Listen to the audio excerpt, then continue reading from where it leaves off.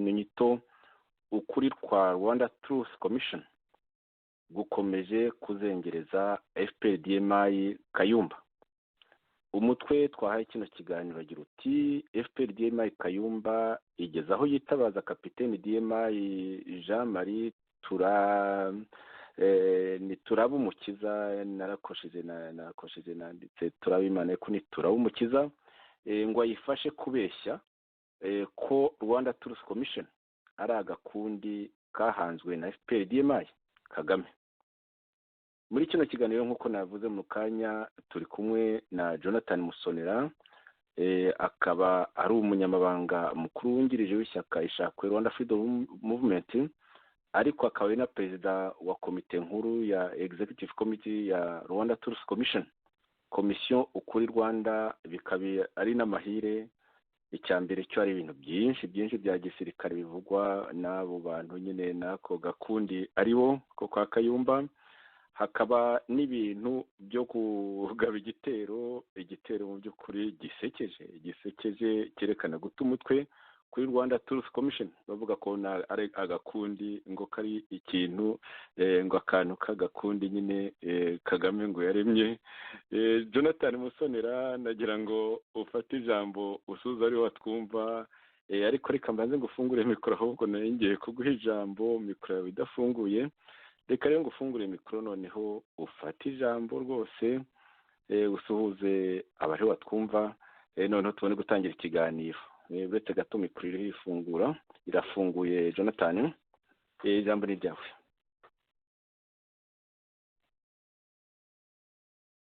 Uranyumva Jonathan?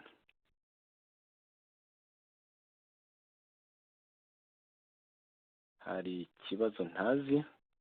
Jonathan, ntabwo uri unyumva?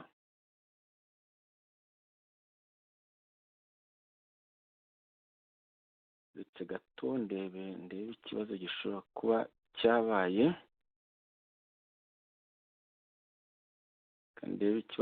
kuba cyabaye, Jonathan, ubu noneho uranyumva? Ndakumva neza, sinzi niba wowe unyumva.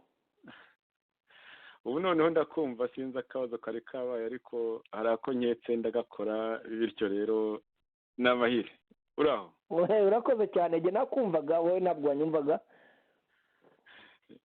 Nay'ibyuma nyine hari igihe bikora ibyabyo. Yes. Urakomeye, ariko aho ngaho rero iwanyu ndabona akazuba tugezeho, sinzi niba namwe mwabonye akazuba. Akazuba turagafite, ndetse kajya kumera nk'ako mu kirere, twari muri za 27 za Celsius. N'uyu munsi bimeze nk'ukuroye, harashyushye rwose, ubu tumeze neza. Urakoze cyane rero, nagira ngo nyine ngusuhuze kandi ngushimire uyu mwanya mwiza wongeye kudutegurira iki kiganiro, kugira ngo twongere tuganire n'abakunzi bacu.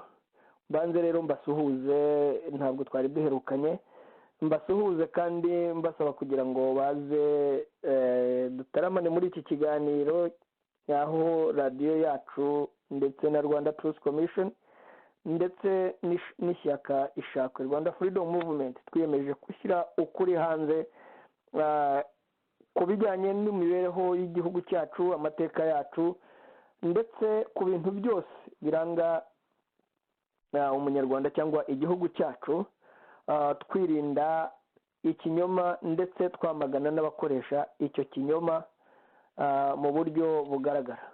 Nkaba rero mbasuhuje kandi mu by'ukuri nongeye nyine kubararika ngo mukomeze kutwegera no kudufasha no kuduha inama muri ibi biganiro byose dukora. Tutabafite ntabwo twabishobora. Amahoro n'imigisha y'Imana bibane namwe muri iki kiganiro. Murakoze. Urakoze cyane Jonathan, kandi ayo mahoro n'imigisha nawe rwose bibane nawe n'abawe bose. Ubwo uravuze ikintu twari duherukanye, ni ukuri ubwo twaherukanaga ku wa kane tariki ya 26 Mata 2018, twagejeje ku bakunzi ba radiyo Ishakwe ikiganiro ku bwicanyi bwa Kayumba na Rutayomba Igiti, aho twasesenguraga ukuntu abanyabyumba batwandikiye, nako ntitwasesenguraga, twasomaga ubutumwa. Umutwe twari twahaye icyo kiganiro, umutwe dukunze kwita inyito ndende, wari uyu nguyu: ubwicanyi bwa Kayumba na Rutayomba muri komini Giti, abanyabyumba batwandikiye badutura hanini umubabaro wabo kandi banyomoza bimwe mu byatangajwe n'abo bombi. Uno munsi rero nk'uko naturiye mu kanya mbivuga, tugiye kureba noneho agashyashya kunga umuntu ngo w'umudiyemayi nk'uko bivuga mu mwirondoro we, ngo wari kapitene, akaba yatangiye urugamba muri za 90 rwose, akaba akomoka mu gihugu cy'i Burundi.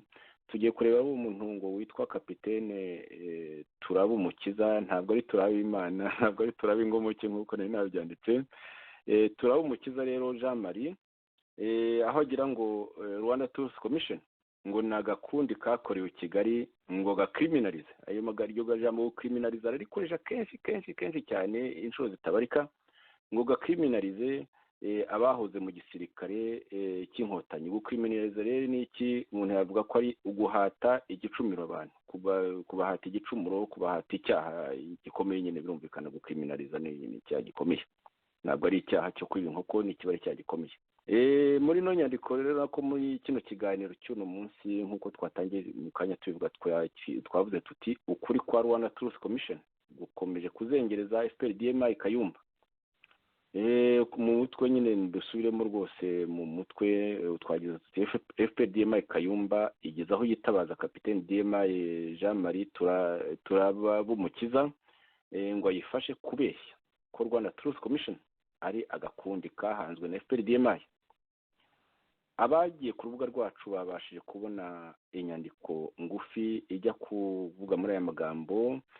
Turagira tuti nyuma y'ibikorwa bya Rwanda Truth Commission biherutse kubera i Buruseli ku matariki ya 7 na 8 Mata 2018, FPR-DMI Kayumba yararunguriwe rwose bikomeye, ku buryo ku itariki ya 12 z'ukwa 4 2016 hashize iminsi ine gusa ibyo bikorwa bibereye i Buruseli, Major DMI Theogene Rutayomba ubwe yavugiye kuri radiyo Itahuka amagambo yafashwe nko kwigamba jenoside we n'abamukuriye bakoreye Abahutu, we n'abamukuriye bakoreye Abahutu bo muri Giti, komini izwiho kuba nta mututsi wayiciwemo kubera hanini ubutwari n'ubumuntu bwa Sebushumba wari urugumesitiri wayo, ndetse n'abaturage n'abandi bayobozi bari bafatanyije bashoboye kumwumvira, nabo rero bashimirwe.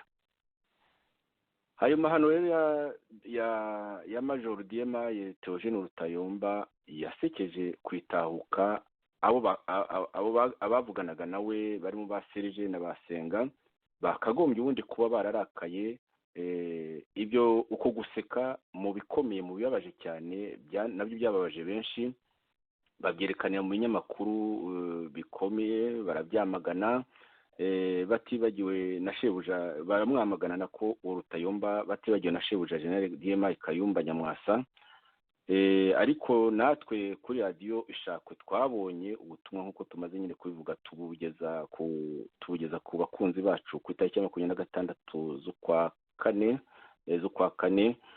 Noneho ubwo butumwa nyine bw'abanyabyumba tuganira kuri ayo mahano ya Rutayomba, aho abakagombye kuyamagana bakoze igikorwa rwose kigayitse cyagawe cyo gukwenkanuka rwose mu mwanya nyine wo kwamagana birumvikana. Ku itariki ya 4 rero ejo bundi ubwo hashize iminsi 3, Escort Jean Paul Turayishimye yarashyuhagujwe mu bintu yateguraga, byaje kutugaragara ngo yateguraga, yandika ku rubuga rwa internet, ni mailing list irimo abantu benshi, yandika anyandikira mu ruhame rw'abarugize ano magambo ngiye kuvuga rwose uko yanditse. Ati naho reaction ya Theo ni umwuka gusa, yikuragaho responsibility ye mu gitabo cyamutunze agatoki, n'ibindi biracyaza, hari ibitaravugwa, muzabyumva mujye mu myobo, kuko muri aba mafia muzagaragazwa n'ababazi, muzarondorwa. Uwo ni Jean Paul Turayishimye, twashinganye ishyaka RNC, tukaba ndetse twarashinganye n'iriya radiyo ariho havugiraho ayo magambo, radiyo Itahuka. Mu masaha yakurikiyeho kuri iyo tariki ya 4 z'ukwa gatanu 2018 mu masaha yakurikiye rwose nyuma y'ayo magambo ya Jean Paul Turayishimye. Uwo Jean Paul Turayishimye ubwe yahamagaye yapfunduye niko navuga ububiko bwa FPR DMI Kayumba, azana umuntu ubundi utari usanzwe azi ngo we yatanze umwirondoro ngo ni kapitene DMI ubwo nitwe tubyongere ko yavuze ko yakoze muri DMI we nta nabihisha. Jean Marie Turabimana mu gusoza ikiganiro turaba umukiza na Escort turaba umukiza akomeza kwandika Turabimana. Iryo zina rya Turabingoma cyo sinzi impamvu rikomeza kuzamo. Nuko Jean Marie Turaba umukiza muri icyo kiganiro na Jean Paul Turayishimye nyine aho yari uwo munsi aho yari yadusezeranije rwose ngo ko agiye kuzana ibintu bihambaye cyane tukajya mu myobo tukihisha mbese tukajya mu myobo nka shebuja. Mu gusoza icyo kiganiro umuseruja Kayumba n'ibyo mvuga, mu gusoza icyo kiganiro uwo mukapitene yavuze mu by'ukuri icyo uroye cyari cyamuzanye, ati ndakubwira ndavuga amagambo yavuze menshi turaza kuyumva, ati abwira Jean Paul ati ndakubwira nk'ako kantu njya numva ngo kitwa Rwanda Truth Commission igizwe na ba Rudasingwa na bantuze. Iyo ni intuze ni operation iriho ikorerwa i Kigali. Ikintu rero buri wese ari buze kumva nuko mu by'ukuri yanashatse n'izina rya Rwanda Truth Commission bikabanza kumunanira. Jean Paul Turayishimye akaba nk'ubibona agashaka kuvuga ibindi nyine ngo abe yibuka cyangwa abamwandikira ka email noneho ngo abaje kwivuga, bigaragara ko yamupakiyemo ariko ntabifate neza. Jonathan rero niba ntacyo ushaka kongeraho kuri ino ncama kiganiro, nashyiraho umwirondoro uwo mugabo yatanze, umwirondoro wa gisirikare ariko nawo urimo ibintu bidasobanutse kuko harimo ibintu byinshi avuga ugasanga ntaho bihuriye. Nashyiraho umwirondoro ni muremure, ni iminota 7. Niba yo ntacyo wifuza kuvuga nawushyiraho. Oya ntacyo Joseph ushyireho rwose, reka dutangire. Reka ngwishyireho. Yego. Ninjiye muri RPA mu 1990 intambara yari gitangira kujya kubohoza igihugu cy'u Rwanda kubera ibibazo byari bihari abanyarwanda benshi bazi bakurikirana. Muri 1990 rero nagiye ku rugamba ntabwo niho rwari rugitangira. Muri mirimo muri RPA ryari ishami rya RPA Rwandese Patriotic Army, ikaba yari branche militaire ya FPR. Icyo gihe rero nabaye muri icyo gisirikare nabanje gukora nk'umusirikare usanzwe soroda wo bita soroda private uri muri section ba umwescoti umuntu urinda abakuru muri kugeza mu 1991 mu kwezi kwa gatandatu nabaye kaporale nshingwa kuyobora section ya gisirikare kuri 91 mu kwezi kwa gatandatu niyo nayoboye section. Ariko nyuma yaho nza kuyobora urwego rw'iperereza ku rwego rw'iparatuni. Nakubwiraga ko section ari abasirikare kuyobora ari abasirikare 12. Hanyuma peloton nayo ikaba yari ifite abasirikare bagera kuri 35 icyo gihe. Urwego rero rw'ipeloton rwagombaga kuba rufite inzego z'ubutasi, kumenyaho paratuni ni ukuvuga ni itsinda ry'abasirikare 30 bagomba kumenyaho bopera. Urumva ko nari nsinze inzego z'ubutasi kuri urwo rwego muri 1991 mu kwezi kwa gatandatu. Nyuma intambara iza gukomeza nza kuba serija muri 1991 mu kwezi kwa 12 nyobora urwego rw'iperereza kuri kompanyi. Urumva ko kompanyi yabaga ifite abasirikare hagati y'110 cyangwa 90 icyo gihe.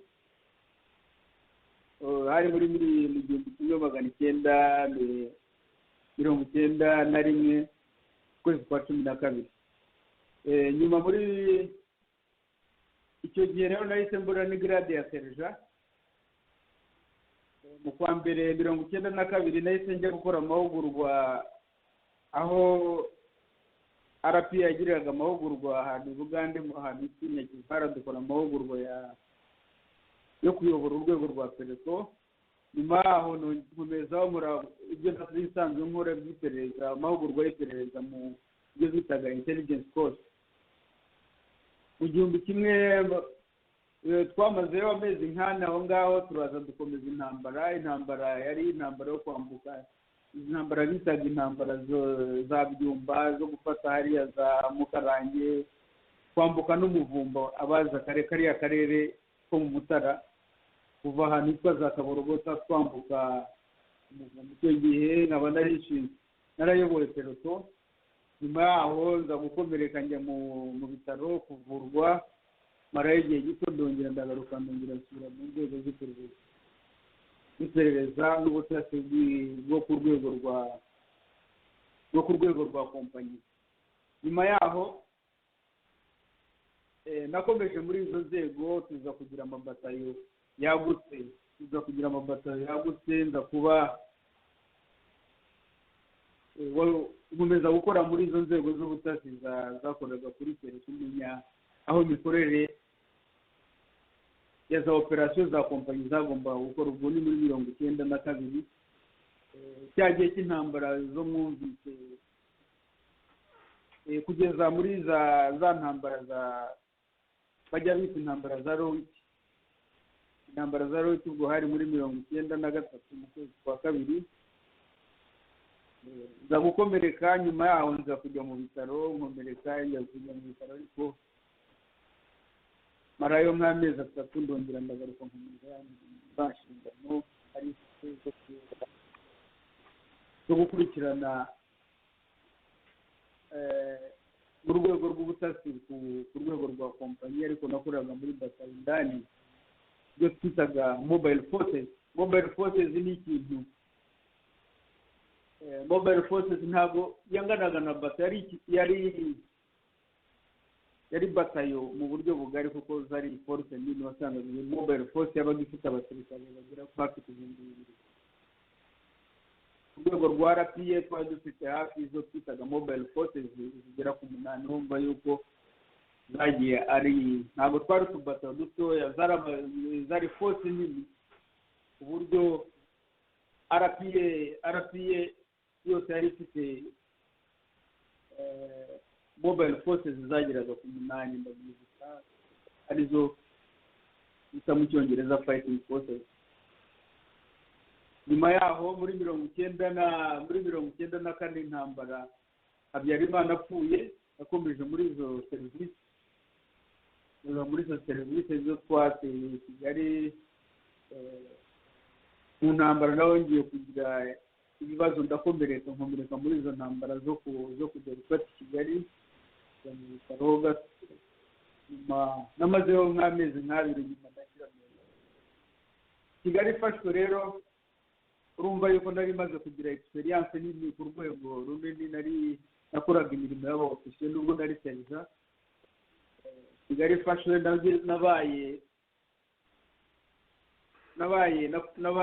nagiye kuyobora inzego z'iperereza ku rwego rwa batayo. Urumva yuko kuva muri 90 kugera muri 94 nari maze kugenda experience nini mu rwego rwa commandement na intelligence. Urumva kuri urwo rwego muri 94 intambara irangiye, naje kuyobora izo service de renseignement ku rwego rwa batayo, intelligence service, uwo bita mu Cyongereza IO, intelligence officer. Jonathan, umaze kumva icyo gice cya mbere kitari kigufi, gifite iminota 7 cy'umwirondoro we. Hari aho avuga ikindi gice cy'umwirondoro we mu bikorwa yakoze muri Congo 1, kuko na Congo 2 avuga ko yayikoze. muri Congo One akavuga nyine batangira iya ntambara ko yatangira mu banyamurenge acengera, ariko aho ntiturahagera, wenda tuzaba tuhashakira ikindi kiganiro simbizi, turareba. Ijambo ni ryawe. urakoze muvandimwe Joseph, reka nanone ngushimire iki kiganiro, nsabe kandi abagiye kudukurikira abaduteze amatwi ko bagerageza gusobanukirwa neza ko mu by'ukuri ibyo tumaze igihe tuvuga twerekana amacenga n'amacabiranya ya DMI, twerekana ibikorwa by'ubwicanyi, ibikorwa byamaze abanyarwanda kuva 90, twerekana DMI uko yari iteye n'uko igisirikare cya RPA cyari giteye. Ukuri kwabyo kwatangiye guhagama abambari ba Kayumba bo muri DMI RNC, aho yagerageje gukoresha mu basirikare batandukanye mu binyoma byinshi byo kubeshya ku mfu zagiye zikorerwa abanyarwanda cyane cyane mu bwoko bw'abahutu. Aribwo yagerageje gukoresha ba Major Rutayomba bari Scott be, kugeza aho nawe ubwe yagiye ananirwa. Urebe iyi mivugire y'uyu muhungu irasa n'iya Kayumba, irasa n'iya Rutayomba, bose nta n'umwe usobanuraho aho icyo yari ashinzwe. Ndaza kugira ngo nze kubyerekana mu by'ukuri uburyo ikinyoma cya DMI kimaze kubabera umusaraba, noneho kigeze n'aho bumva ko Rwanda Truth Commission ngo ari iya Kagame ariwe wayikoze, ngo yakorewe i Kigali. Maze rero niba Kagame yarikoreye ikintu kimushinja jenoside n'abasirikare be, ugasanga ari ibintu bishekeje, mbega bimaze kubabera umuzigo ku buryo no kubisobanura bitakishoboka, ahubwo bivugira ibyo bashatse gusa, bitagira umurongo, bitagira uburyo byumvikanira ababyumva ngo bigire ibisobanuro, mbega bimeze nk'ibintu by'abana bikinira. So muri iki kiganiro rero uyu wiyita Kapiteni Jean Marie Turabumukiza, mu ntango yacyo ahubwo tutumvise, hari aho bamubajije batangiye bamubaza ko babonye ifoto yambaye ipeti rya majoro ngo ajya Darfur, kandi we akaba yiyita kapiteni. Aha naho nimukurikira neza abumvise icyo kiganiro, harimo ibinyoma byinshi. Binagaragara ko ari niba ari n'umusirikare, yaba ashobora kuba ari umusirikare utazi amategeko ya gisirikare, wenda yarinjiyemo nyuma ya 94, ari umusirikare wo mu masaka nka biriya nka Jean Paul, kuko na Jean Paul urebye nayo mpamvu adashobora kumubaza ibi byose yagiye abeshya, kuko ubwe we ntabisobanukiwe.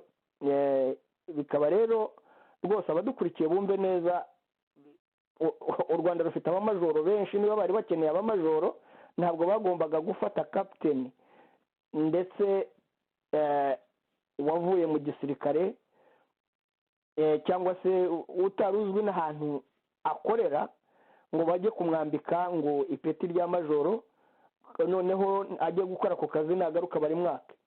Ibi ni ibintu by'umuntu utazi ibintu bya gisirikare. Baramutse bashatse kumwohereza muri ako kazi, agomba kugenda yambaye ipeti rya majoro, bamuha iyo promotion, ariko bakamuha iyo promotion atari promotion bazamukuraho. Icyo ni ikintu cya mbere. Icya kabiri, muri civile aragira ati ngo yinjiye igisirikare muri 90, ngo atangira ari umusirikare usanzwe, soldat private. Aho ubwa mbere byo icyo ni ikinyoma.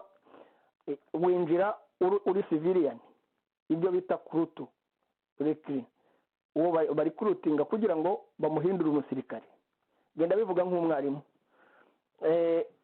Aha akongera akavuga ati ngo yakoze umurimo wa escort, ngo muri 90, umurimo wa escort yawukoze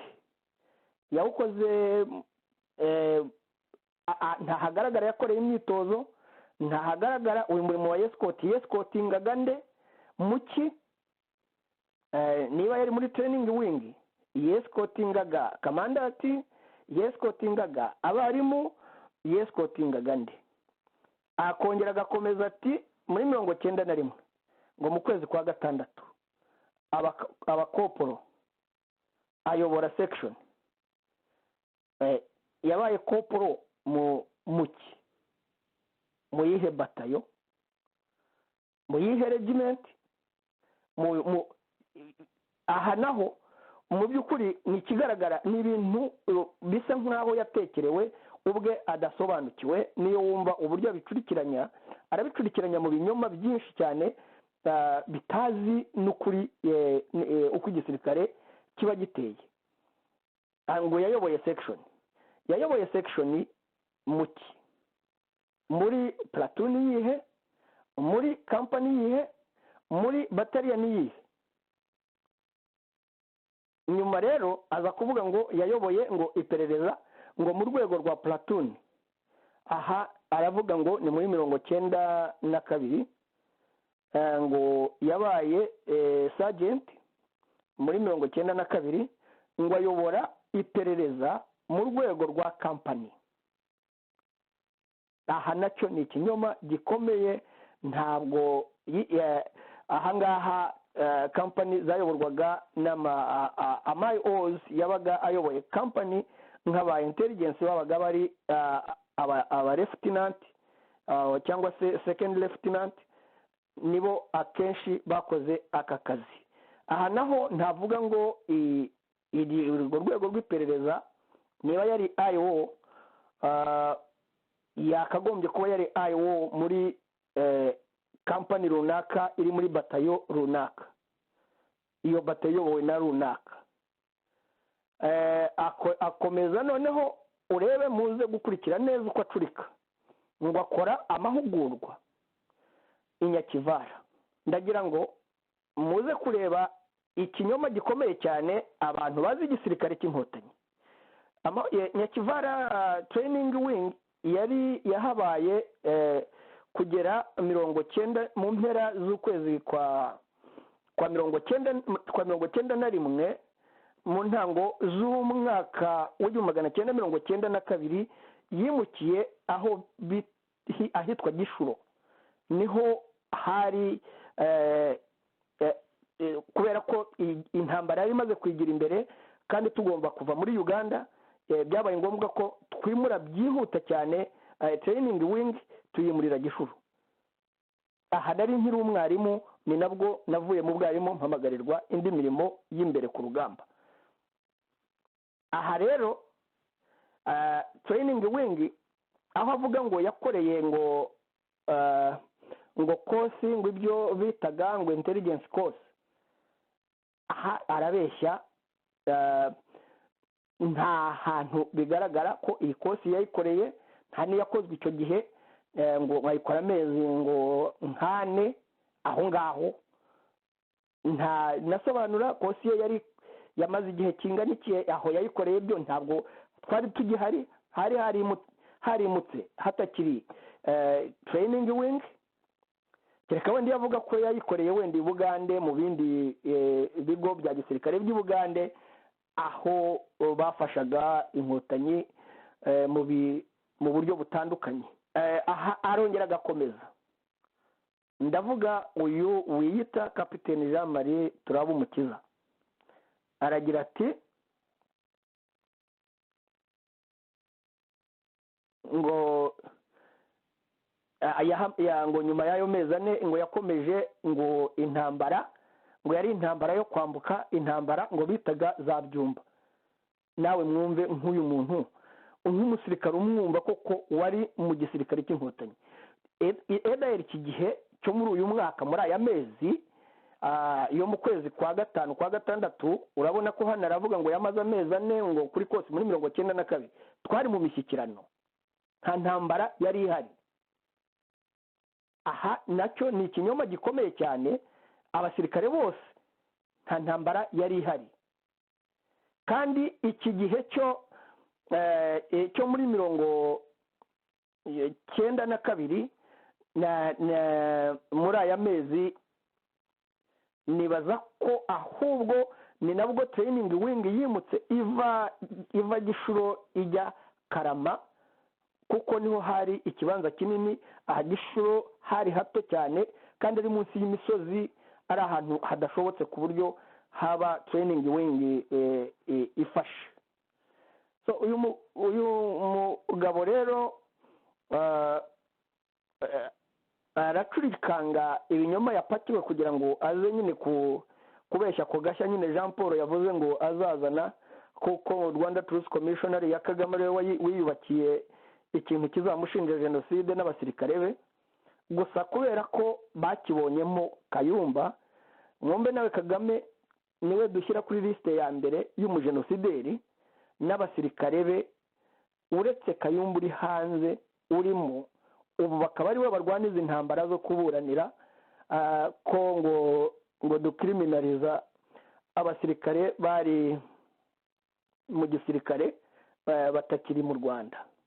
Kandi ntabwo Kayumba ari we wenyine uri hanze, abasirikare bari hanze turi benshi cyane bahoze muri FPR, kereka wenda niba avuga generali, kuko niwe generali w'inkotanyi waba uri hanze nawe, kandi kimubesheje hanze n'ibyo yapfuye na Kagame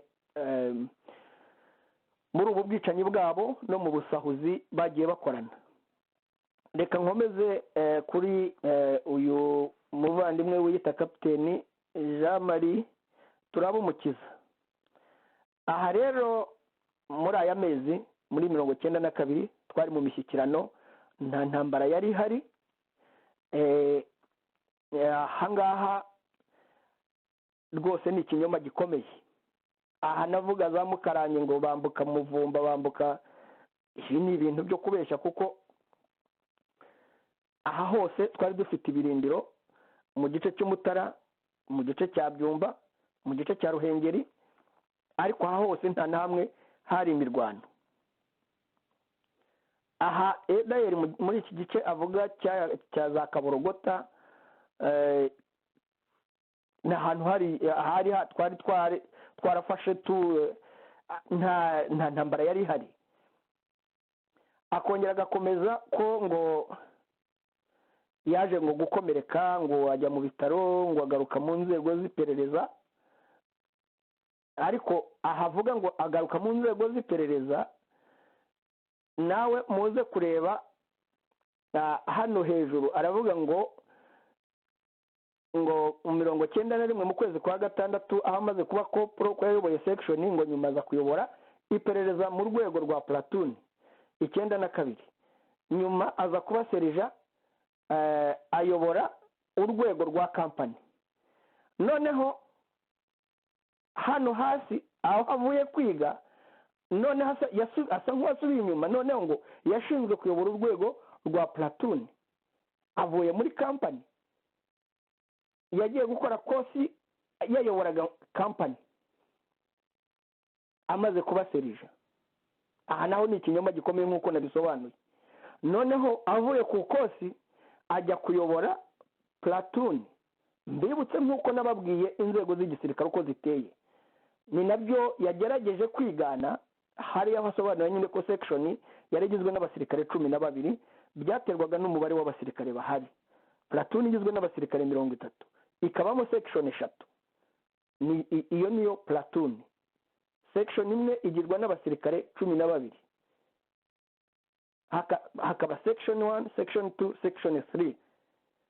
izo zikaba arizo zigize platoon. noneho company ikaba igizwe na platoon 3. ubwo namwe mwakuba mukumva hagati ya platoon haba harimo abasirikare 30 na 30, hagati ya 30 na 40. noneho company urumva yageraga ku basirikare hagati ya 90 n'ijana cyangwa se 120. noneho avuye muri company y'ama platoon 3 agarutse kuri platoon imwe, kandi aribwo avuye noneho kwiga intelligence. mwumve ikinyoma, kandi aho yayigiyeho arabeshya, ntabwo hari hakiriho. ngo nyuma yaho akomeza nyuma mu ntambara, ngo ajya mu bitaro, ngo agaruka mu nzego z'iperereza ku rwego noneho ngo rwa kampani. ngo nyuma yaho ngo baje kumuha batayo ngo yagutse, kumugira ngo baje kugira amabatayo yagutse.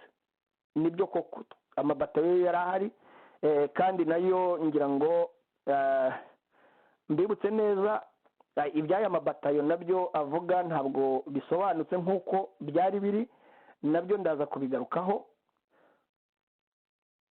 ngo yagombaga ngo yakomeje gukora mu nzego ngo z'ubutasi ngo zakoraga ngo kuri tere.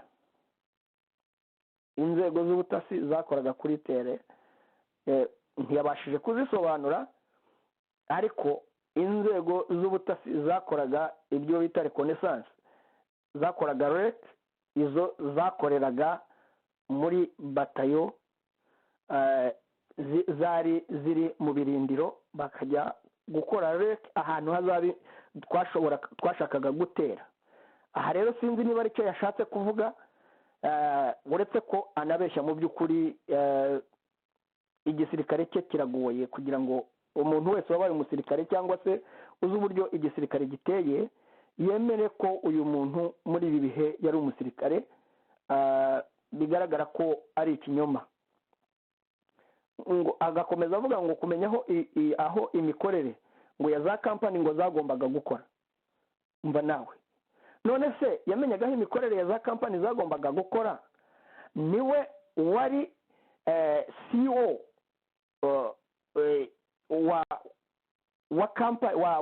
wa batayo, cyangwa se yari OC wa kampani? iyo mvuze OC ni operation officer, iyo mvuze CEO ni commanding officer. nibo bakoroneri cyangwa se bariyete na koroneri bari bafite amabatayo. abari bayoboye amakampani ni amakapiteni yari ayoboye amakampani. ahangaha muri kampani niho habaga harimo IO, intelligence officer, ushinzwe iyo kampani. muri iyo kampani habaga harimo ama IS, aribo ba intelligence sections ziri muri aya masekshoni agize aya maplatuni yo muri iyo kampani. aha rero we imbega yategekaga IO, yategekaga OCs, agategeka COs, agategeka abatwaye CCO, agategeka aba OPTOs, uko bakurikiranaga mu kuyobora batayo. ko batayo yabaga iyobowe na CO, ikagira twaye CCO, ikagira OPTO, ikagira na IO. abo bose ni uko bakurikiranaga mu rwego rwa batayo uko yayoborwaga. noneho hakaza ama OCs ariyo yayoboraga za companies.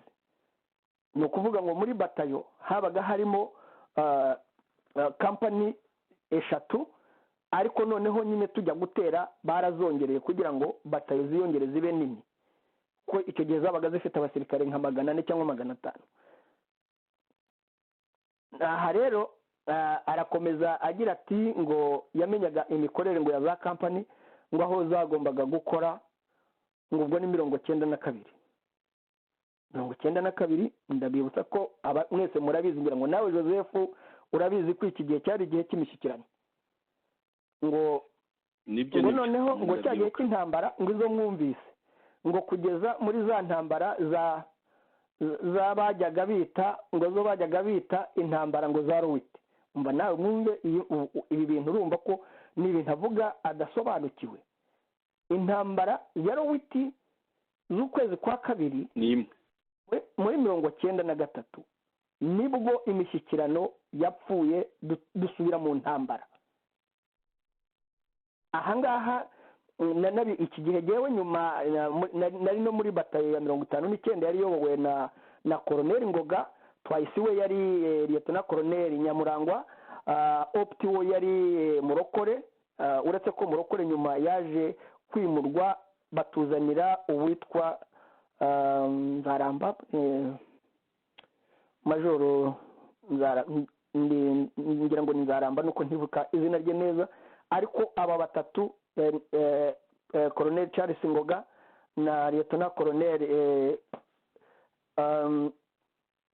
Nyamurangwa uwo twitaga Sauti ya Simba, noneho Optiwo yari Murokore. Ibi mvuga byo wenda Rutabana bashobora kuzaza akabibasobanura kuko Rutabana we twabanaga mu 59. Aha rero avuga ngo yakomezaga ngo gukurikirana ngo ibikorwa ngo bya imikorere ngo ya za company ngo aho zagombaga gukora muri icyo gihe cya 92. Arabeshya. Twari mu mishyikirano itariki 8 z'ukwa kabiri 93 nibwo twagabye ibitero twongera kurwana. Noneho ahavuga ngo yarakomeretse ngo agaruka ngo mu nzego ngo ziperereza akorera ariko ngo muri batayo indani ngo bitaga ngo mobile forces. Mobile forces nizo batayo nyine zagiye tugiye gutera i Kigali. Ntagaragaza ni iyihe batayo yarimo, ni iyihe company yarimo muri batayo, cyangwa se ni iyihe platoon yarimo. Niba se yari nayoboye section cyangwa platoon cyangwa company, ni iyihe, ni mu ruhe rwego, ni mu yihe batayo yari yobowe nande. Nta hantu na hamwe agaragaza cyangwa se ngo agaragaze mu by'ukuri wenda ko yabaga mu DMI avuga ati DMI yari yobowe na Kayumba na Steven Barinda na Jacques Nziza na Rwahama Jackson n'abandi badani bari hasi yabo. Byibuze ngo avuga ati abo ngabo nibo twari kumwe nabaga mu DMI. Ibyo byakumvikana. Cyangwa se ngo avuga ati nabaga mu military police kuko military police niyo baje guha Rwahama. Uyu muntu rero mu by'ukuri Kayumba yazanye we naba na Rutayomba kuko we yemeye ko yabanye na Kayumba nubwo yatinye kuvuga ko bari muri DMI, ariko byo birazwi, aranazwi Rutayomba koko mu by'ukuri. Nubwo yagezeho bikamurenga akaza kuvuga nyine uko bisha abahuta akanabisobanura neza, nyuma akanavuga ko babigendereye. Mbere ho harubwo yigeze kuvuga ngo muri Kongo ngo abahutu barabakosoye, niba bari bakosheje iki ibyo nabyo ngira ngo wenda ngira ngo Joseph urabifite amaherezo wenda uzadabidushyiriraho. Ariko atandukanye n'uyu kuko uyu ni umuswa bikomeye cyane, no muri analize ze ni umuswa bikomeye biteye n'isoni. Iyo muri uyu mwindondoro we nyine nuko wamubazaga nawe ariwe Jean Paul, ni umusirikare nawe uwo bita abandi bavuga ngo ni abasirikare bo mu Masaka ba nyuma ya 94 utazi iby'igisirikare. Ibi byose nta na kimwe azi, niyo mpamvu atabashije no kugira hari ibibazo amubaza, cyangwa se yari briefing yashebuja Kayumba y'uburyo baza gucurikanga iby'iki kiganiro bakoze. Reka dukomeze aho avuga ngo nyuma yaho muri 94 ngo intambara ngo Habyarimana apfuye. Muze gukurikirana nuko coordinating amagambo ye nabyo ni ibintu ushobora kumufata mu kinyoma mu buryo bworoshye, kuko aravuga ibintu bidafite umurongo w'ibintu azi. Ngo Habyarimana apfuye ngo nakomeje muri izo serivisi zihe, ngo twateye i Kigali ari muki nge nari muri 59 iyobowe na Colonel Charles Ngoga. We yari muki ngo bateye i Kigali, ngo mu ntambara naho ngo nongeye kugira ibibazo ngo ndakomereka muri izo ntambara zo kujya gufata Kigali, ngo mu bitaro namaze nk'amezi nk'abiri ngo mpita ngaruka ngo i Kigali ifashwe rero ngo urumva ko nari maze kugira experience mukise, ngo nakoraga ibirimo y'aba officier ngo nubwo nari serije. Kigali ifashwe nagiye kuyobora iperereza mu rwego rwa batayo. Ibaze mana y'u Rwanda nk'umuntu w'umusirikare wumva ibintu nk'ibi ntabwo byigeze na rimwe bibaho. Yewe ngira ngo na Rutayomba bakunze bakamugarura, ngira ngo nawe yasekuye umuntu nuko nyine aba batumwe na shebuja nta serija wigeze ayobora batayo, yewe nta na kapiteni nta n'amajoro nzi wigeze ayobora batayo. Batayo zari ziyobowe n'abakoroneri cyangwa se abariyetona koroneri. Abo bantu nibo bari bayoboye amabatayo. Aha rero wakumvaho avuga ko we yari serija kandi akayobora batayo, ugasanga ngo kuko yari afite experience nini ngo mu rwego rwa komandoma na intelligence. Iyi komandoma niba yarakomandinze hehe, muki, mu yihe batayo, mu yihe company, mu yihe platoon, mu yihe section, ubwo wenda yabitubwira kuko wenda ndaza kumusubiriramo, wenda ubutaha azagira icyo abivugaho. Reka muhe inzira ntoya kuko hari Alpha, hariho Bravo, hariho Charlie, Delta yo yaje guhinduka 101, hariho Third Battalion ayo yari i Kigali, hariho 7C. Izi Alpha yari yobowe na Samukaka, Bravo yari yobowe na Dodo, Charlie yigeze kuyoborwa na Kiza nyuma aza kuvaho bashyiramo undi nibagiwe izina. 7C yari yobowe na Bagire, Third yari yobowe na Charles Kayonga, 157 yari yobowe na Ibingira, 21st yari yobowe na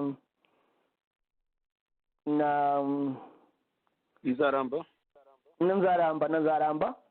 Noneho 101 yari yobowe na Charles Muhire. Nanabibutse ko iki gihe cya Nyakivara muri 91 training wing commandant yari Charles Muhire.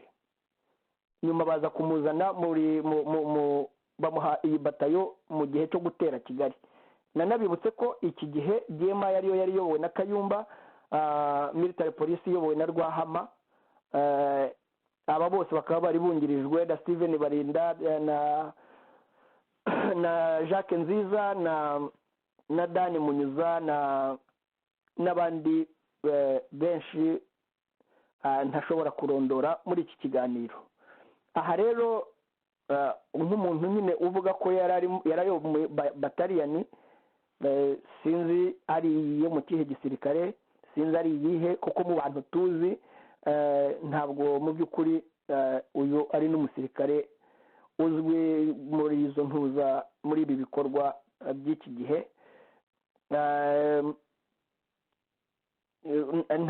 Nubwo azi naho training wing zari ziri mu by'ukuri ngo ahantu abasha kuvuga ngo ni Nyakivara, kuko ni ahantu yabwiwe. kandi Nyakivara n'ababimubwiye baribeshye, kuko iki gihe Nyakivara yari yarimutse iri Gishuro, iva Gishuro ijya Karama, nyuma haje kujyaho Gabiro, haza Gashora, haza Gako. Aho niho training wing zari ziri nyuma y'intambara, Gabiro, Gashora, Gako. Nihuse munyihanganire Joseph, ngira ngo uyu mwirondoro we ni muremure kandi ni byiza kugira ngo tuwusobanure neza, kuko avuga ngo amaze kugira ngo muri 94 ngo yari afite experience nini mu rwego rwa commandoma na intelligence, ngo impamvu rero ngo yaje kuyobora intelligence service nyine ku rwego rwa batayo, ngo ibyo bita mu Cyongereza IO, intelligence officer, batayo intelligence officer. Aha ni ikinyoma gikomeye nk'uko nari maze kubisobanura. Gusa ikigaragara mu by'ukuri kibanga nyine bamuzaniye no kuza kubwira abantu ngo Rwanda Truth Commission ngo yashinzwe na Kagame. Donc no kuvuga ko twebwe turi abakozi ba Kagame, bamushinja ko ari umujenosideri wakoreye jenoside abahutu, akica abatutsi, akica abasirikare bagenzi be akoresheje Kayumba Nyamwasa. ubwo tukaba dukriminaliza abari abasirikare muri FPR aricyo Kagame ngo yayishyiriyeho. Noneho wakwibaza urutonde rwabo twatanze muri Rwanda Truth Commission bari kuri top ya jenoside yakorewe abahutu, ubanza ni Kagame, hagakurikiraho Kayumba Nyamwasa, hagakurikiraho Kabarebe na bagenzi babo uko twagiye tubatondekanya. Noneho aba bantu kubera Kayumba wenyine uriho niwe Kagame yaba yarakoreye iyi Rwanda Truth Commission, noneho ikamugira umujenosideri, akaba ari we yayikoreye, noneho we nka Kagame n'abasirikare be bakiri kumwe nk'uko twabarondoye tukavuga ko ari abajenosideri, mbega Kagame nawe akemera ko ari umujenosideri. Aba bantu ni agahomamunwa. Abakurikira mu by'ukuri bakwiye kwamagana RNC na DMI bakoresha ibinyoma byo gucurikanga abanyarwanda, naho turi buze kugera byumvikanisha ko kwica abahutu mu by'ukuri ntabwo ari ikibazo, ahubwo ikibazo ni uko twe twari abasirikare bo muri FPR twagaragaje ukuri kuri ubwo bwicanyi uko bwagiye bukorwa n'uko bwagiye butegurwa, bukaba bwarababereye umusaraba kubera kuba bahetse Kayumba ku bitugu, ari we wa kabiri muri jenoside yakorewe abahutu, ari we Kagame yahaga amategeko bakigana uburyo bakwiye kwica akabishyira mu bikorwa, ari nako yagiye ashyira mu bikorwa kwica bagenzi be. Joseph, mbega nyirango muri makeya wakomeza.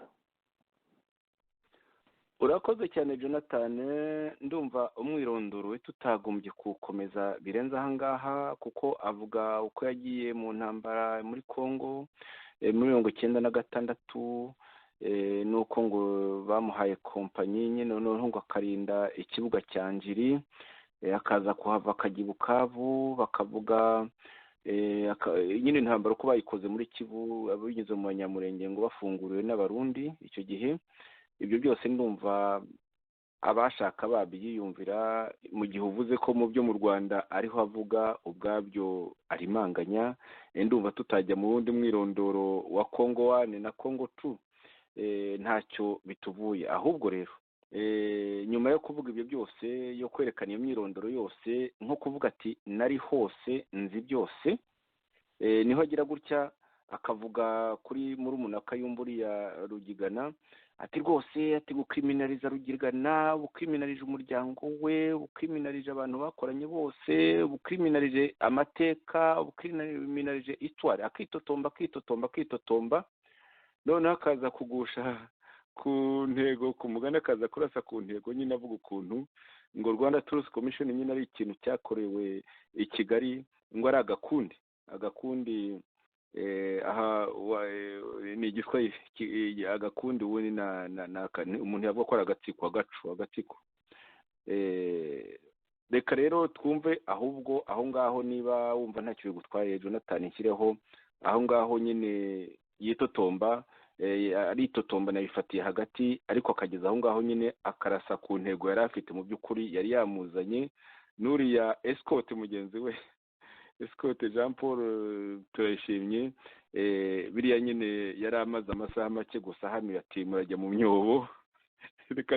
Uragira ngo mbishyireho iyo audio cyangwa se hari icyo wifuza kuvuga Jonathan? Ikibazo ndakibonye, buriya ndakibonye, reka nze ngushake gatoya kugira ngo tubashe gukomeza ikiganiro. Ntabwo nduzi Jonathan, hari ikibazo ntabwo nduzi Jonathan.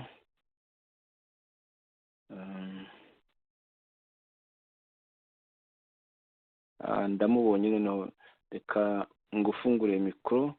Jonathan, wanyumvise nubwo nyine utabashaga kuvuga, ubu ndakuruzi neza. Nagira ngo niba wumva nashyiraho iyo audio nyine yahavuga ngo yitotomba cyane, ngo Kagame ngo mu byo gukriminaliza nyine yakoze ako gakundi, akatsiko ka Rwanda Truth Commission, ari mu buryo akoresha harimo Rwanda Truth Commission nyine ikinyagisha. Uragira ngo nshyireho iyo audio? Ntacyo wayishyiraho Joseph. Yego, harya yitwa Turabumukiza, izina rye rirangora cyane. Turabumukiza, reka nshyireho iyo audio iyo deja ni crime ukriminalije n'inshuti ze n'abavandimwe be n'abantu bakoranye n'abantu basangiye amateka nawe twese tumwibonamo twasangiye amateka twasangiye umuruho w'iyo ambistrago ugafata ugakriminaliza histoire iyo rero niyo politike rero Kagame ariho akoresha kugeza ubu abo bantu bazi amateka y'u Rwanda abo bantu babanye nabo ku rugamba bazi uko kuri kw'iyo ntambara aho nabo ni ikibazo kuri hanyuma ikibazo kindi kikaba ari abahutu nabo bagizweho ingaruka z'ibyo bibazo by'intambara nabo bikomotse kuri we nawe agashaka iyindi ntwaro yabatsindisha urabona nk'aya mategeko ariyo yo gupfobya jenoside jenoside yabaye intwaro ya Kagame ntabwo twanabibeshya asigaye yikoresha nk'intwaro yo gukriminaliza umuhutu wese ushatse kuvuga ukuri hanyuma agakoresha n'abandi bantu hari indi systeme asigaye akoresha yo gukoresha abandi bantu bakriminaliza RPF ikaba amateka ya RPF akaba criminal history ibyo ngibyo ni ibintu byo kumwamagana ibyo rero ni ibintu rero bya ba nyiri amateka bagomba kumubaza bitazanatinze kandi bazamubaza kubera icyo ufata amateka yacu ukayakriminaliza first of all n'akantu kagaragara nko kuri ba Rugigana ukavuga ngo Rugigana na FDLR ni ukuvuga yuko ufashe amateka y'abantu bose basangiye na Rugigana urwo rugendo rwose amateka yabo urayakriminaliza umuntu wese utavuze nawe uramwise umukriminali ni ukuvuga yuko hari intwaro ebyiri ariho akoresha abatari ku ruhande rwe babanye nabo muri izo ntambara zo kubohora intambara iyo nakwita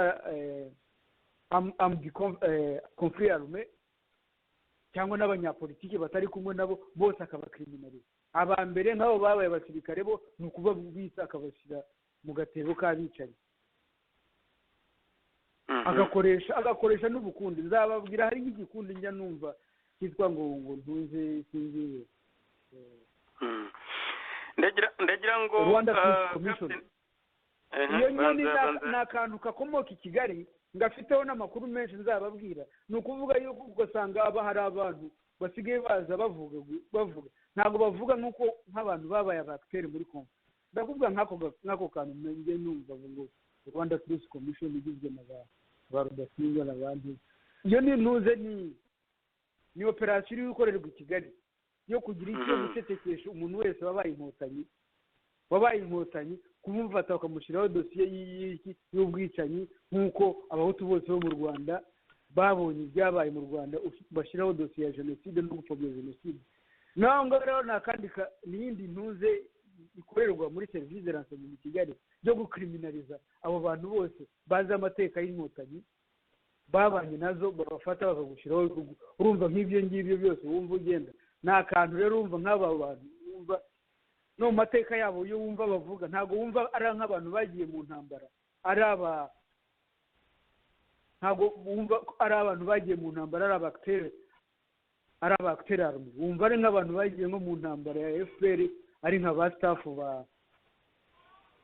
ba ICC bari kwa Fatou Bensouda cyangwa kwa aba staff ba Human Rights Watch cyangwa ntuze Amnesty International ukumva ibintu byose baravuga ubwicanyi donc barakriminaliza amateka y'abantu usanga no muri iyo mivugire nta ntuze nta n'ikintu cy'ikinyamuga cy'igisirikare na gato kirimo ni abantu ubona yuko wumva yuko iyo ni ntuze mfite amakuru menshi byakorewe muri Kigali rero bizire zituma abantu benshi cyane ugasanga muri za ntwaro ziro zikoreshwa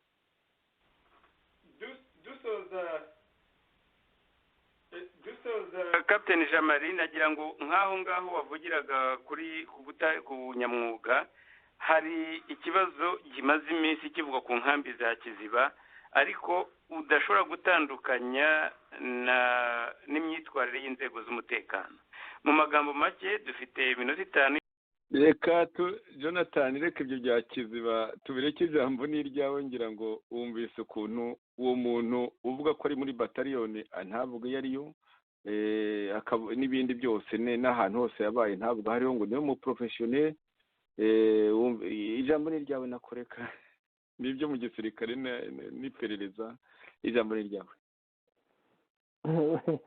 urakoze Joseph ngo Rwanda Peace Commission yakorewe i Kigali muri DMI izanywe no gukriminaliza abasirikare. ariko uribuka ko Jean Paul na bagenzi be dukora New RNC kuko niho twayitangiye mu kwa munani, twari tumaze ukwezi kurenga gato dutandukanye. Wibuke ko bavugaga nyine ngo dukorera DMA, ntekereza ko ari byo bagerageje gusubiramo bamaze kuremba kuko bararembye iza muri cyangwa biratangaje iyo wumva umuntu nk'uwo atinyuka. Mu by'ukuri ni nacyo natangiye mvuga ko ari ibintu by'ubuswa. Atinyuka kuvuga ngo Rwanda Truth Commission ngo ni agakundi kakozwe n'inzego z'iperereza zo kwa Kagame ngo kugira ngo gakriminalize ngo abasirikare. Ikindi aravuga ngo agafiteho amakuru menshi twayumvise mu by'ukuri, aho agamije ngira ngo Joseph uribuka tugitandukana na RNC ko abo ba Jean Paul bahise batwandika mu mbuga ahantu hose bafatanije na Dani na Kagame n'amadolari ngo twagiye i Kigali ngo twaraguzwe. Urumva rero tugiye kumara imyaka 2 tukiri mu nzira. Ni ikintu birasekeje cyane iyo wumvise amagambo nk'aya y'abasirikare ba Kayumba yohereza ngo baze kuvuga ibintu mu by'ukuri batanasobanukiwe, kandi ubwe we Kayumba nka generali nk'umuntu wayoboye DMI iki gisirikare n'ibi bintu byose abizi kubarusha. Ni iyihe mpamvu adafata ngo abisobanure? Ni iki gituma yohereza abantu akajya hariya nawe ngira ngo wumvise mu mvugo ze nta hantu yarabeshye ngo yayoboye batayo 21, ariko mu by'ukuri atari we wari uyiyoboye, ahubwo yarayoboye DMI yari yiri inyuma igenda. Batayo zarwanaga intambara n'abasirikare, noneho DMI igasigara inyuma yica abaturage, abo yakarinze yagafashije igasigara ibica. Rero kubera ko azi icyo DMI yakoraga, buri gihe atinya kuvuga ko yarayoboye DMI, ari nabyo Escort we yamushinje mu biganiro byo muri uku kwezi gushize, ari byo yamushinje avuga ko Kayumba atayoboye batayo ya 21, ahubwo we nawe arabeshya avuga ko Kayumba ngo yari mu butumwa, baracurikiranye. Yego.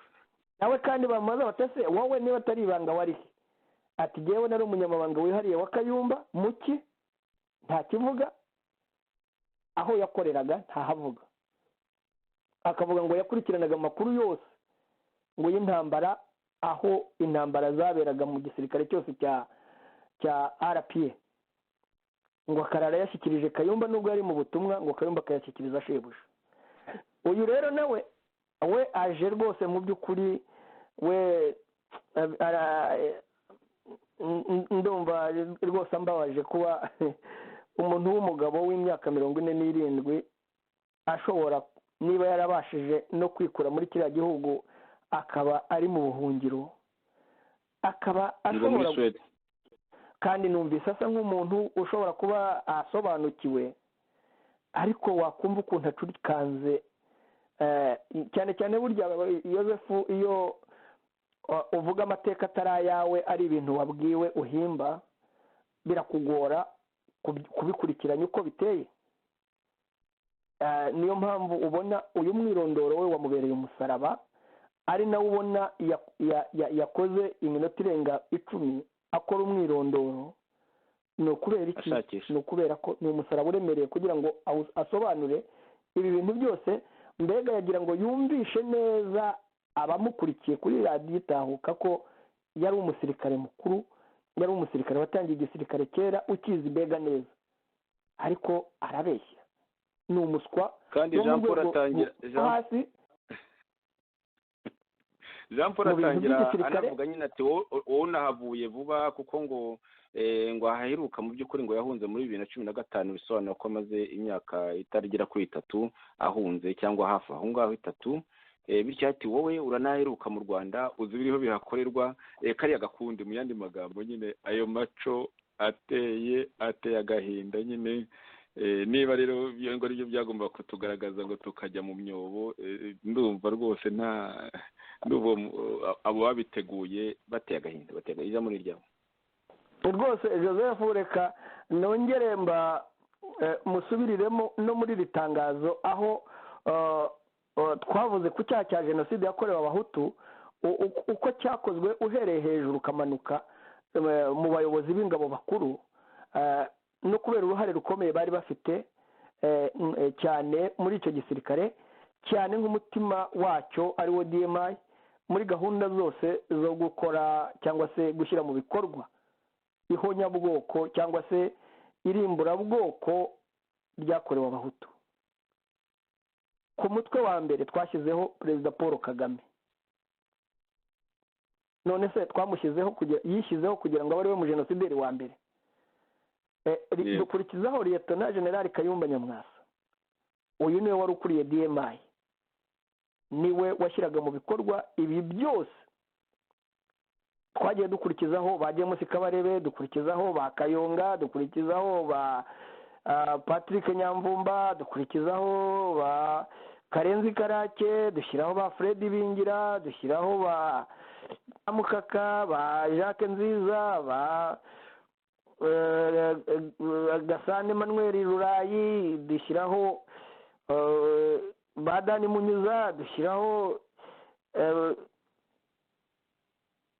n'abandi uko bagiye bakurikirana, nk'uko twagiye tubivuga, kandi ni liste ndende tuzashyiraho mu buryo bugaragara mu bihe biri imbere, aho tuzerekana uburyo iyi gahunda yose yakozwe. Noneho rero aragira ati byakorewe i Kigali mu nzego z'iperereza ngo bize gushyira hanze abasirikare bahunze Kagame. Uwo tuvugamo muri aba bajenosideri uri hanze ni Generali Kayumba Nyamwasa, ari nawe ubatuma kuza kuvuga ayo magambo kuri radiyo Itahuka. Noneho wakwibaza ute se, nk'umuntu wumva ibyo uyu muntu avugira kuri radiyo Itahuka, iyo radiyo mu by'ukuri wavuga ngo imariye iki abayumva, cyangwa se imariye iki abarwanya Kagame? Ese yashyiriweho twayishyiriyeho kugira ngo twerekane ukuri kw'amateka yacu ku byabaye ku banyarwanda tudahisha. Ari nacyo cyatumye Joseph, nk'uko ubizi, dushinga RNC. Twayubatse dufite gahunda nk'iyo dufite ubu ngubu muri Rwanda Truth Commission. Ibi ntambara ikomeye kugira ngo tubishyire mu bikorwa, kubera ko abari batwemereye ko bazavuga ku byaha byabo harimo Kayumba Nyamwasa yaje gukora amayeri yo kuducamo kabiri akoresheje ka gatsiko k'abasirikare b'amayesikoti ye ndetse n'abandi bari muri DMI, abasha kwigarurira RNC. RNC aho ayigejeje, ahubwo hari icyo nibaza muri iyi miyoborere ya Kayumba, n'aba abateruzi be b'ibibindi bamushyize ku bitugu. Iyo bakurikiye neza bakumva ibi bintu bivugwa n'aba bajenosideri ba Kayumba, ni b'amayesikoti ye bafatanije mu buryo bukomeye mu kwica no gusahura, nk'uko tubibona mu ngero zimwe mu gitabo cya Ruzibiza, nk'uko tubizi nk'abasirikare amayesikoti menshi yagiye akora amarorerwa yo kwica no gusahurira abashebuja. Wakwibaza se bagenzi bacu basigaranye na Kayumba bitwa ngo bari kumwe mu buyobozi, bumva badafite isoni n'ipfunwe ryo kubona bahetse umujenosideri wakoreye abahutu bene wabo jenoside, babizi bakaba bari aho bacecetse? Ahubwo birababaje, hariho ibintu birenga uburyo bwo kubivuga ukabura uburyo bisobanuramo, ukibaza se ubu abanyarwanda kwiyunga kwabo no kugira ngo babone igihugu kizira ubwicanyi n'ibinyoma bizaturuka he? Niba tubasha guterura tukavugisha ukuri ku byabaye ku banyarwanda, ugasanga n'ababikorewe harimo ababihakana, harimo ababipfobya, uribaza ute se abanyarwanda dufite ikibazo ki? Joseph ngira ngo wenda wakomeza, reka ndekeraho. Igize intumwa za Kayumba tujye ku kindi intumwa za igice kindi mu by'ukuri nagira ngo tuganire, kuko urabona mugenzi wacu twashinganye RNC bamaze kugira ubutete, bagize ubutete nyine, basigaye bazana abantu baza kuvuga ibintu batazi nk'abo ngabo turaba umukiza.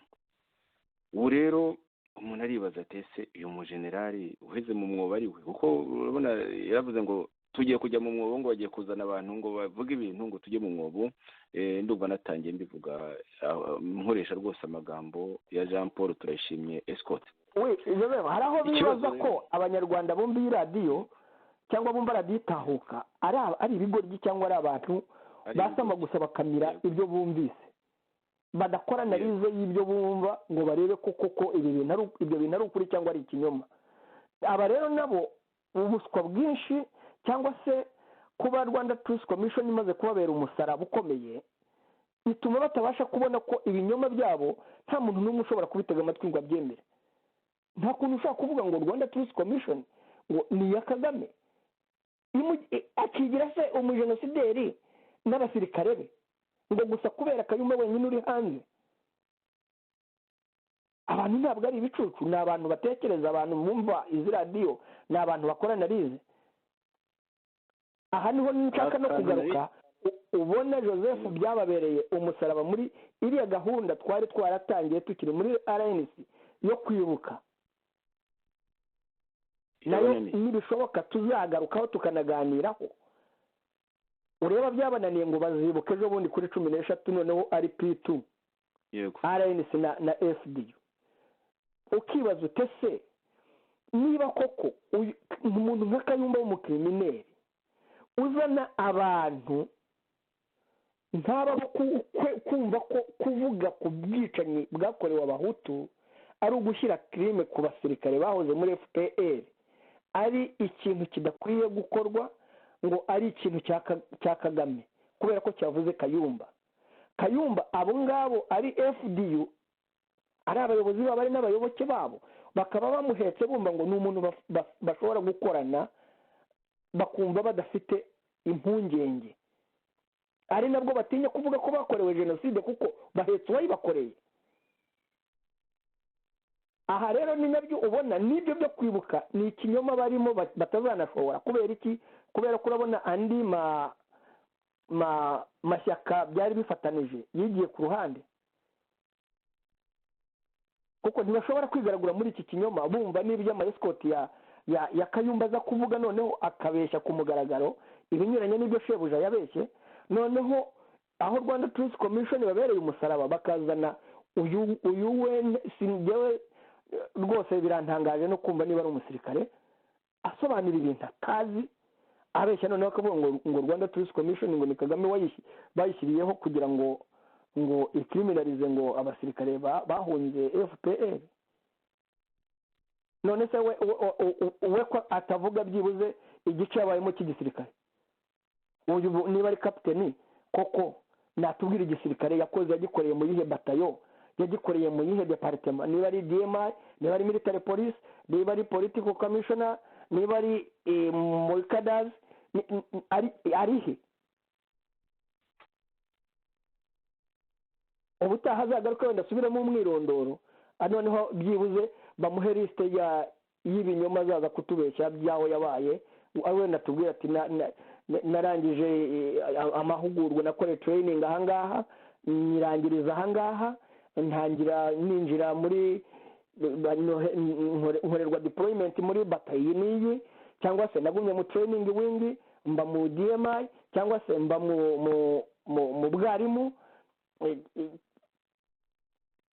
Adusobanurire, cyangwa se wenda aba mu masitowa ya training wing, aho wenda yari muri administration y'ibyo kurya muri welfare. Adusobanurire mu by'ukuri aho yari ari, niba se yakorewe deployment amaze gukora imyitozo akaherezwa ku front line mu mabatayo yari imbere yari azwi mbere izi zose hari andi mabatayo yari ahari yari azwi nabwo asobanura ati nari yowe na CEO runaka CEO wacu yari kanaka optiwo yari kanaka IO yari kanaka nari mu platoon nari nyoboye section 1 muri platoon 1 cyangwa platoon 2 cyangwa se platoon 3 muri company A company cyangwa B company cyangwa se C uko zari ziri byibuze aduha urugero rumwe rufatika rwaho yari ari ibintu avuga n'ibyo umuntu yatekereza ku by'umusirikare nta n'umusivile w'umuhanga ushobora kuvuga ibintu nk'ibi ngibi uyu nguyu yavuze nibyo bamutekereye yabifashe nabi araza nawe abisuka nabi ni icyo nagira ngo nongereho n'abafatanya na Kayumba na NCDMI barababaje cyane kuko nabo ubwabo bahetse umusaraba batazabasha gutura ni nayo mpamvu n'ibikorwa bagitekereza gukora badashobora kubigeraho kuko n'abayoboke babo bazi uwabishe bazi uwabagize imfubyi bazi uwabagize abapfakazi bazi nta n'umwe utabizi utazi ibikorwa bya Kayumba bazi Igiti bazi Ruhengeri bazi mu Buvumo bazi Gisenyi nta hantu batazi Kayumba muri ubwo bwicanyi bazi Kongo. Jonathan ikintu ngarutse kuri Escort Jean Paul turayishimye hari ahantu nyine agira ati hari ibitaravugwa ambwira hari ibitaravugwa ariko abwira n'abandi bari kuri iyo mailing list ati hari ibitaravugwa muzabyumva mujye mu myobo kuko muri aba mafiya muzagaragazwa n'ababazi muzarondorwa yabivugaga hasigaye amasaha make ngo ahuruze uwo muntu nyine ushekeje kujya mu myobo rero ngo tuzabyumva tujye mu myobo aha yanyibukije uri mu mwobo witwa Kayumba Nyamwasa uyimazemo umwaka 8 kandi rero ntabwo uko kuba mu mwobo simuseka uko kuba mu mwobo ntabwo abiterwa na Kagame wenyine kuko na hano mu Burayi haburinze ibihugu byose by'isi biramuhiga bamubonye bamufata kuko n'umwicanyi n'umujenosideri ntabwo afite manda ya perezida imukingiye nk'uko Kagame ayifite bityo rero niyo mpamvu ahera mu mwobo mu by'ukuri Jonathan gusa rero hari n'ikindi gitangaje ubundi yagombye kuba ari yaragiye nko mu ishyamba aho nta manda yahamufatira akajya hafi y'aho arwanira akarwanya uwamuhigaga nk'uriya Paul Kagame noneho Paul Kagame ahubwo akaba ari uhinduka uhigwa cyane cyane ko Kayumba yanasahuye amafaranga y'impunzi Jonathan ngira ngo arabizi ikindi cyo rero ijambo ni ryawe kwigora urimo uramusaba kujya mu ishyamba Kayumba ntabwo ashoboye igisirikare icyo ashoboye ni ukwica abantu nawe ntiyigeze aba ku front line ngo akubwire ngo yayoboye batayo iyi mu Rwanda yararwanye aha n'aha n'iriya batayo yitiriye 21 narabeshya ubwo nabwo ni muri 94 nabwo arabeshya Kayumba yabaye inyuma na DMI agenda yica abaturage yica abasirikare Kagame adashaka niko kazi yakoze kurinda intambara irangiye ubanza bafite ikibazo cy'imisanzu batsa abantu muri bimwe bya plan B Jonathan sinzi niba barasahura rwose icyo kiganiro nacyo tuzanagikore nigeze kumva numva Kayumba yijujuta ngo iyo ntambara nabo bazaze bayijyeho numva wa undi witwa Dike Nyarwaya cyangwa se hari Abdul Karim nawe bivuga nawe yijujuta na Serge nawe avuga ngo yinuba tukana ngo nibafata ngo ntihazagire uza kubasaba niba ari ukubasaba niba ari iki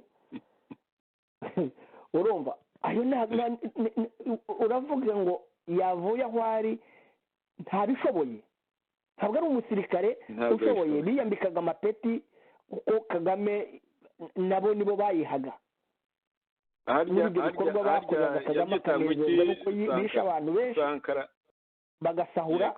yavuga ko Sankara avuga ko ngo babitaga bariya bagande babitaga ba Jean Claude ubundi kandi babitaga ba Jean Claude kugira ngo bagaragaze ko twebwe mwarasakizaga ubundi bakambara amapeti yavuga gusakiza harya n'uvuga ariko yavuga no gusakiza ati twarasakizaga yavugaga wowe ni nawe bari banjamye ati byose by'amapeti ati mwari kweduha ko ari mwe mwayihaga ati twe twararwanaga twarasakizaga naho mwe mukambara amapeti ubanza rero niko byari bimeze niko byari bimeze. Ni nayo mpamvu ubona nawe se umujenerali uri muri aho akorewe uburinzi yihishe akaba hamaze iyo myaka, niba ari umujenerali yasahuye impunzi amafaranga avuga ngo agiye kuzirwanira, yarayariye ingabo ze zisubirira kwa Kagame zakoreraga we yibwira ngo afite ingabo, narihishe ntashobora kujya ku rugamba ngo byibuze ajye hafi y'igihugu anarwane nyine yereke n'abanyarwanda ko n'ubwo bushobozi bufite. Ntabwo n'abamuha amafaranga bayamuhera ubusa. Kayumba yayoboye DMI yakoraga akazi ko kwica abaturage no kwica abasirikare Kagame adakunda. Ntabwo yigeze iba ku front line irwana nk'uko amabato yandi yarwanaga, yabaga inyuma y'amabata yarwana yica isahura. Nibyo bikorwa yari ishinzwe. Ibyo se nibyo azatinyuka se ajya ku front line ajya kurwana? Ese ko benshi yarahemukiye anagiyeyo, ninde wamwizera, ninde wajyana nawe? Ari abo Banyamurenge niwe wabishe, ari abo Bagogwe niwe wabamaze, ari abana bavaga i Rwanda niwe wabishe, Abahutu bari hanze n'abari muri Kongo abacitse ku icumu ni icumu rye, Ruhengeri, Giti, Byumba, Gikongoro, Gisenyi, Kongo, aho hose nta n'umwe utazi ubwo bwicanyi bwa DMI. None ngo yaba intwari, ubutwari buheze. Hari ubutwari bwo kwica, wowe wigeze ubona bwo kwica abantu kandi uwiciye abantu bari innocent? Mbere yo kugira ngo dusoze kino kiganiro uri bugisoze, nagira ngo tuganire gato kuri ya mugenzi wacu Escote Jean Paul Turayishimye. Aha rero najyaga nganira na Bakayumba aho ngabo bambwira ko ba Escote ari abantu ubundi baba baraciriye nyine batajya batekereza, nyine batagira ubwenge butembera neza. Batangaga icyo gihe izo ngero za Bakayonga avuga ati Kagame yarunze mu gisirikare agitegekesha ba Escote, ubwo bavuga Bakayonga, bavuga Bakabarebe n'abandi bati igisirikare niyo mpamvu cyapfuye, ati Escote nta muntu mubamo. Niko twaga twibwirwa na Bakayumba abo ngabo. Gusa rero n'uwo muntu wari uriho uvuga uwo turaba Mukiza yavuze ko ari Escote, noneho yabwiraga undi Escote. Gusa rero byanyibukije, hari icyo byanyibukije Musonera, byanyibukije umunsi umwe Ali Abdul Karim hari ku itariki ya 15 z'ukwa 9 2017 kuri mikoro ari kumwe rwose na Jean Paul Turayishimye, ajya aho ngaho nyine nawe asubiramo ibyo Bakayumba bakunze kuvuga kuri abo ba Escote. Aravuga ati Escote aguma ari Escote ko aba yaraciriwe mu by'ukuri, yaraciririjwe inshyi, amakofi n'ibindi. Noneho rero ni nayo mpamvu nanjye nkunze gusubiramo mvuga nti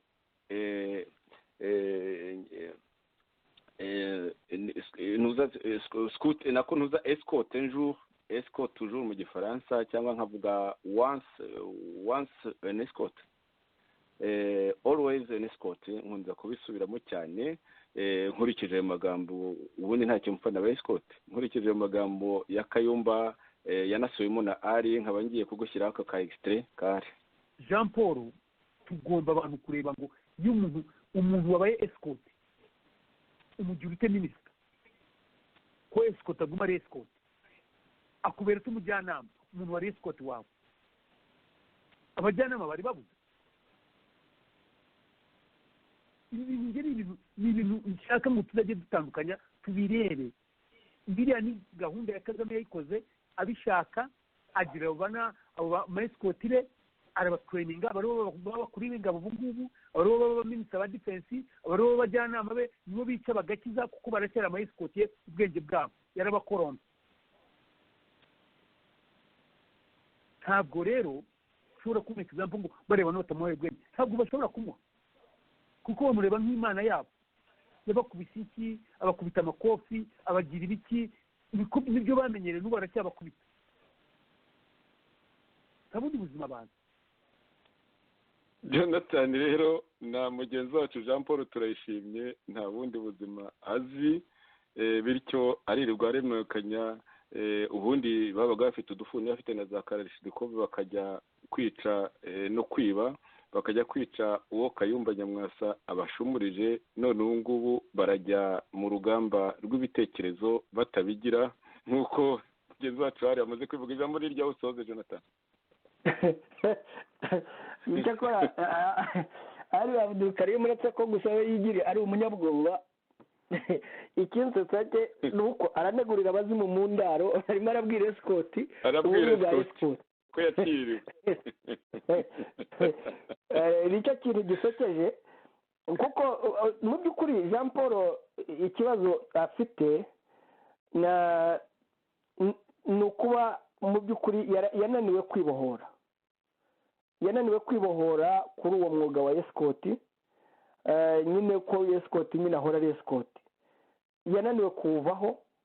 Nawe ukibaza se umuntu utaraba free azaharanira freedom ye gute, cyangwa se azabohoza abandi yumva ko avuga ngo arashaka kubohoza abanyarwanda ate we ataribohora, atitekerereza?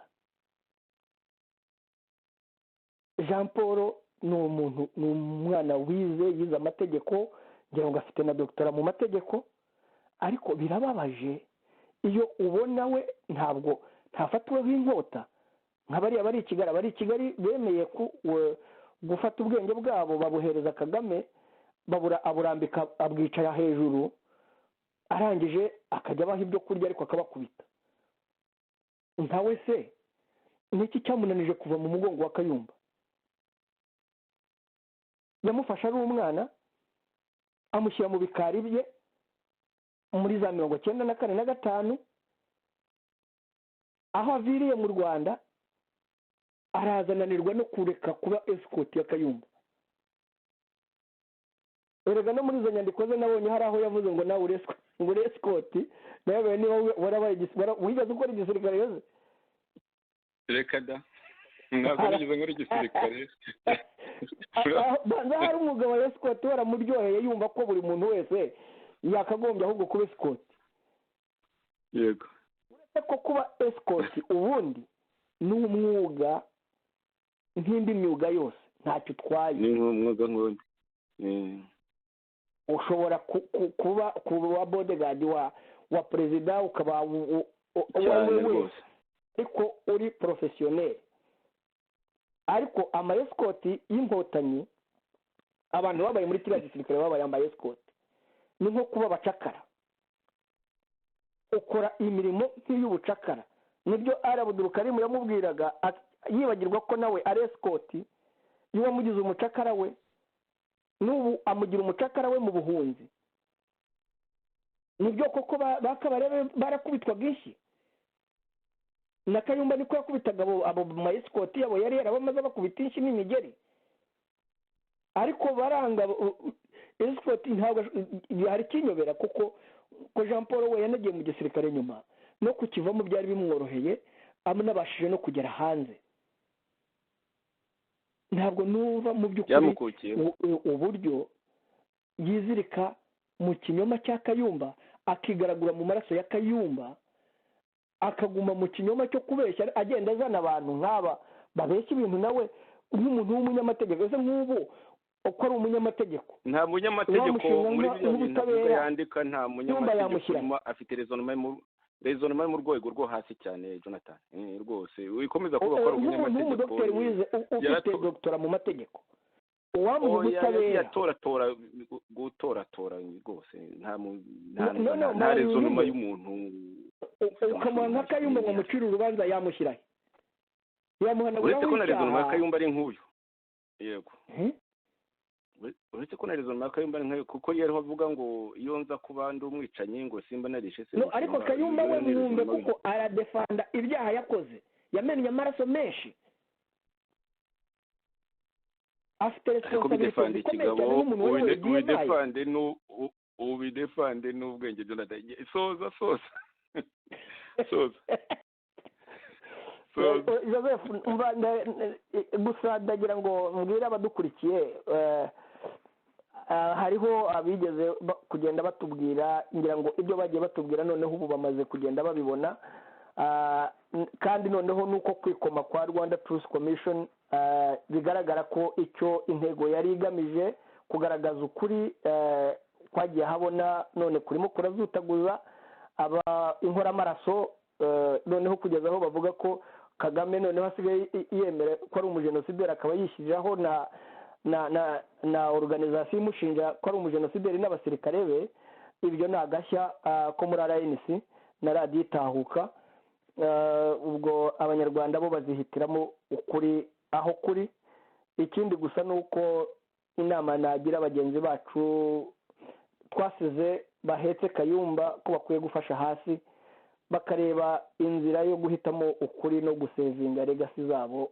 aho kugira ngo bajye gupfana bafatanyacyaha mu bintu batagizemo uruhare ndetse no ku bufatanye bwabo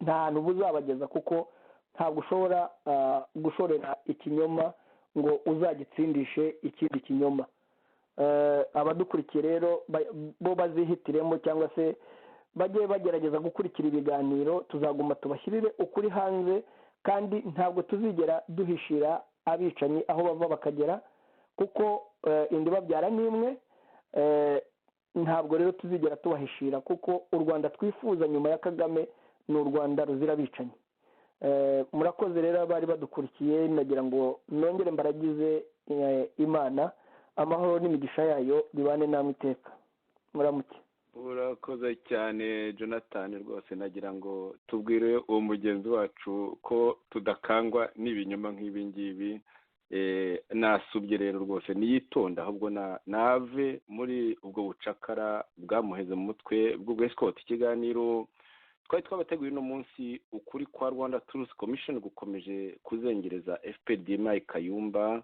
ni hano tukirangirije niba ngombwa tuzagenda tugaruka ku ngingo zimwe na zimwe mwari kumwe nanjye Joseph Ngarambe hamwe na Jonathan Musonera aho bwije tubifurije ijoro ryiza naho bwakeye tubifurije akazi keza umusaruro utubutse naho butaha